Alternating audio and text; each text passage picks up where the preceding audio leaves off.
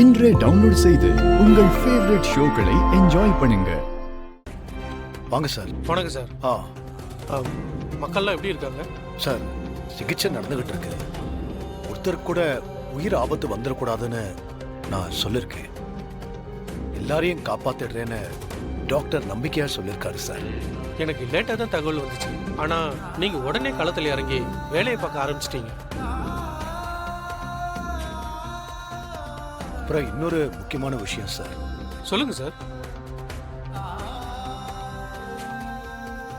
என் மனைவி தலைவி பதவிய ராஜினாமா பண்றேன்னு நேத்தே உங்களுக்கு கடிதம் கொடுத்ததா அவங்க சொன்னாங்க.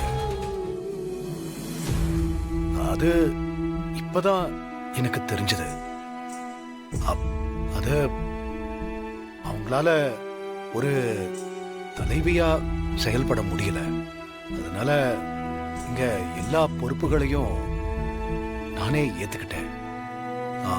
இருக்கிற அவசரத்துல உங்ககிட்ட அனுமதி வாங்க முடியாம போயிடுச்சு சார். மன்னிச்சுக்கங்க சார். நல்ல விஷயம் தானே பண்ணியிருக்கீங்க. இதுக்கு எதுக்கு மன்னிப்பு கேட்கணும்? நான் தான் உங்களை பாராட்டணும். உங்க மனைவி ராஜினாமா கடிதம் கொடுத்தாங்கன்னு சொன்னீங்கல்ல,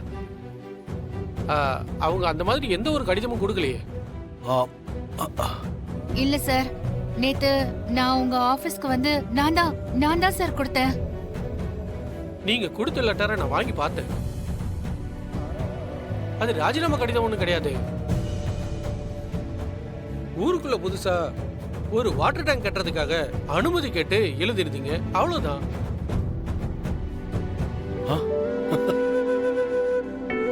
அப்படியா சார்? ஜானகி, இன்னும் மீறி ஒரு நல்லது நடந்திருக்கு சார். நீங்க உண்மையிலேயே ஒரு நல்ல விஷயம் சொல்லிருக்கீங்க. நன்றி, ரொம்ப நன்றி சார்.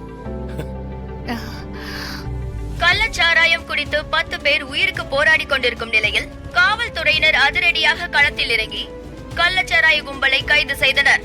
அந்த கள்ளச்சாராய கும்பலின் தலைவர் மனோகர் கைது.